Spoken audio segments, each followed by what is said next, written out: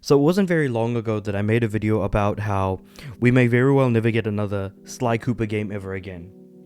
And the reason for that largely stems from the fact that because Sucker Punch, the developers of Ghost of Yotei, Ghost of Tsushima, and also games like Infamous and Sly Cooper, of course, have always remained a single project studio, which is basically to say that they're only ever going to make one game at a time. And honestly, I think that some of the stuff that the boss of the studio here kind of mentions or talks about as part of an interview with the game releasing, he made some interesting points that I kind of wanted to cover a little bit on, and why I made that video saying we may never get a Sly Cooper again. There's also a very good chance we may never get another Infamous game ever again. So, yep. So basically what that's in relation to is the idea of, here we go. Yep. So, what he said was, if we were good at juggling 4 projects, yeah, we'd have a remaster, and let's do one of those and do some fan requests that would be really popular. But we only get to do one thing. So it has to kind of be your best idea, right? And that's really clarifying. It's not like there aren't 15 good ideas, but you only get to do one. And by the way, you only get to do one every 5 years. So that choice is really important. I mean, that is choosing your college and your major every 5 years. And I think that that's a very, very important thing to mention, is that somehow development cycles have gotten so long and require so many people within that time frame to basically be able to release a project or a game within that 5-year period.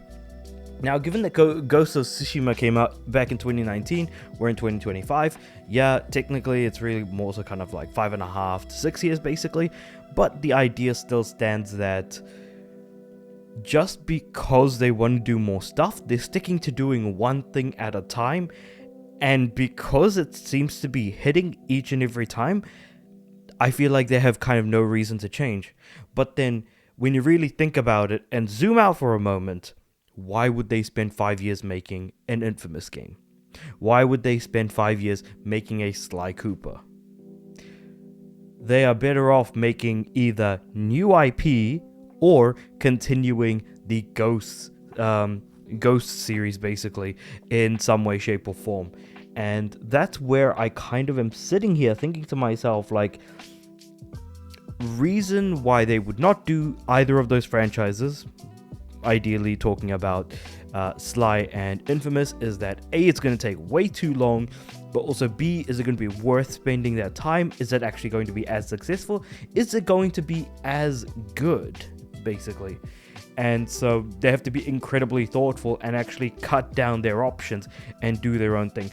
Now, when it came to Ghosts of Tsushima, that was pre-COVID, mind you, so it's worth keeping in mind the fact that game development timelines were probably not as long, expensive, or strict back then, and now the risk appetite for games being made and developed have now become significantly higher, or significantly lower, I should say.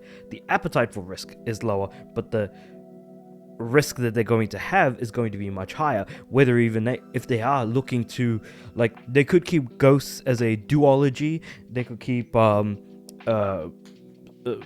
as a quadrilogy, and just leave the Infamous games to the side, because there's 5 of them. There's Infamous 1, Infamous 2, Second Son, and then you've got the 2 standalone games being Festival of Blood on PS3, where you play as Cole, and of course where you play as Fetch in after the release of Infamous Second Son, we got Infamous First Light. So yeah, I doubt that, unless they consider doing, sort of smaller standalone titles, like some of the rumors that we've been hearing from Insomniac in some ways, I can't really see them doing anything else along those lines.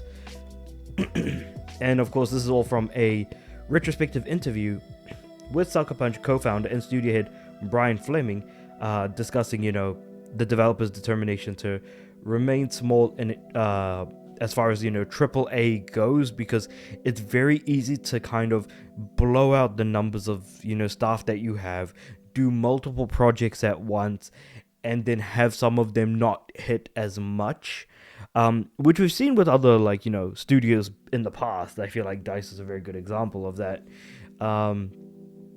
Or even something like BioWare, for example. You know, you can only work so long on something, and then it kind of just doesn't really hit. And plus, to be completely fair, we may very well see just a new IP altogether.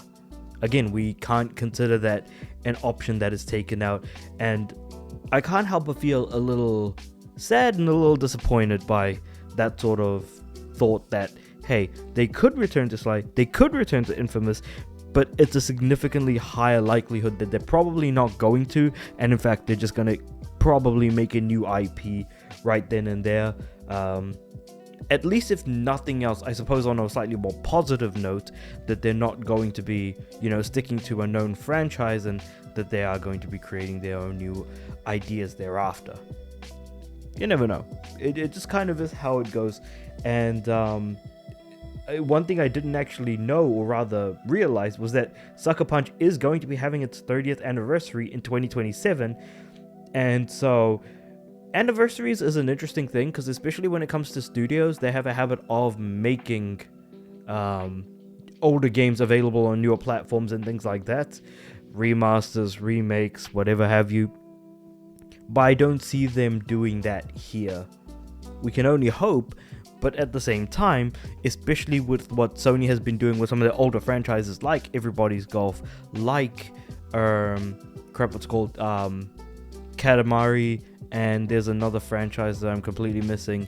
They've kind of been giving these franchises out to other people, Patapon, yes, to Bandai Namco, to basically get someone else to develop a remaster or a new game, and then publishing it, like they're publishing it, so that they're all just, basically Sony is just licensing out the IP for Bandai to publish, and for Bandai to then pick the studio that's going to choose to develop those IPs. So that's very much another way in which all of this can go at the end of the day. And I feel like I'm rehashing a lot of what I said about Sly no longer being, you know, a game that we may ever get again, but I hold out quite hope at the back of my mind and in the back of my heart, that at some point we may get a new game in the franchise.